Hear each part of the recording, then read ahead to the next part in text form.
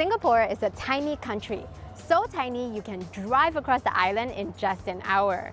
Despite its size and lack of natural resources, Singapore's 5.6 million people enjoy one of the highest average incomes in the world, ahead of countries like Germany, France, and Japan.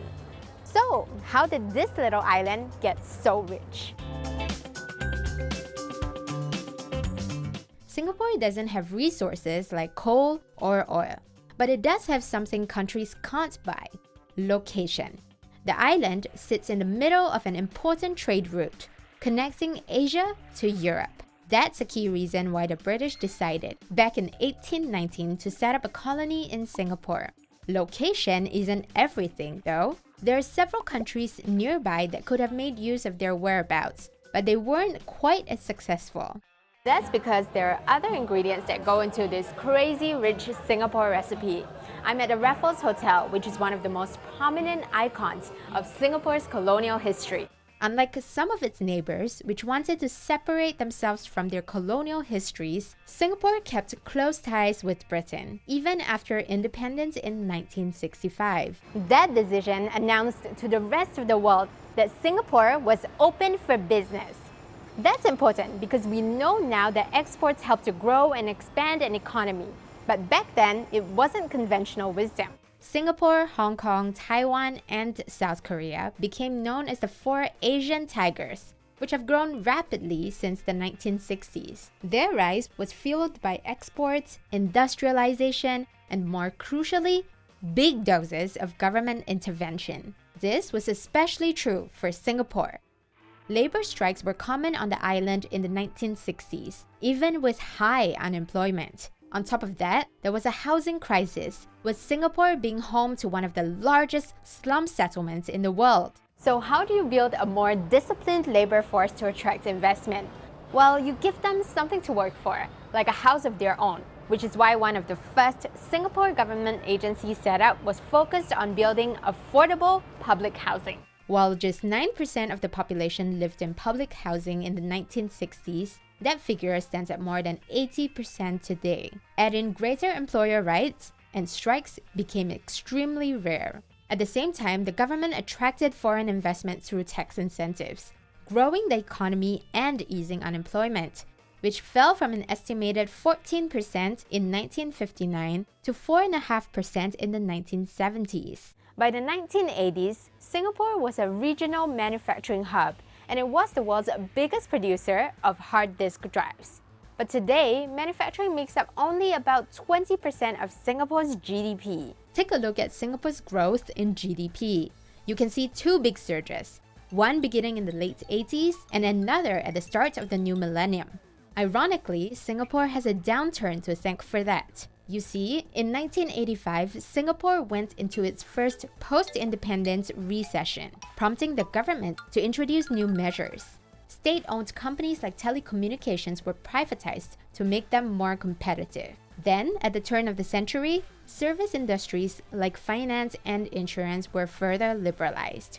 That openness helped to grow the share of services from just 24% of GDP in 1985 to more than 70% in 2017. Multinational companies began to set up regional headquarters in Singapore. That attracted even bigger players, boosting Singapore's attractiveness to corporates and in turn its GDP.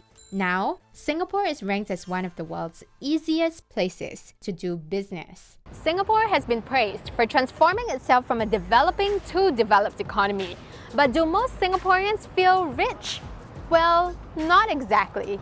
Two of the most important reasons: the high cost of living and inequality. For 5 years in a row, Singapore has been named the world's most expensive city, ahead of New York and London. That's largely because of taxes on cars, making Singapore the most expensive place in the world to buy and run an automobile. It's also the third most expensive place on earth to buy clothes. But personal care, household goods, and domestic help in Singapore tend to be less expensive than in other major cities.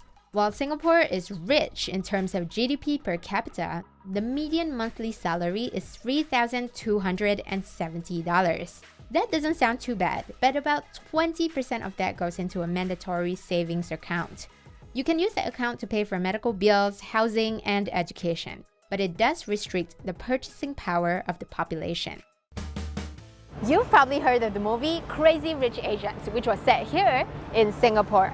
And it's no wonder, because Singapore has about 184,000 millionaires, making it truly the land of the crazy rich. That's great news. But Singapore also has a fairly high rate of inequality compared with other developed countries. Let's look at the Gini coefficient, which is a scale used to calculate inequality, with 0 being the most equal and 1 being the least. Singapore's Gini coefficient, after accounting for taxes and transfers, was 0.356 in 2017.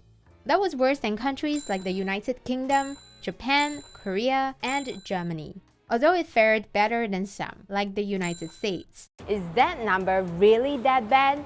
That question had books like this flying off the shelves. A think tank ignited public debate on the divide in social classes after it found that on average, Singaporeans who live in public housing have fewer than one friend who lives in private housing. The government has called the issue of inequality a national priority, but it remains to be seen if it is a problem that can be tackled effectively. Hi everyone, it's Sinan. Thanks for watching. If you want to check out more of our videos, click here and here. As always, feel free to leave any suggestions for future videos in our comments section. That's all for now. Don't forget to subscribe and see you next time.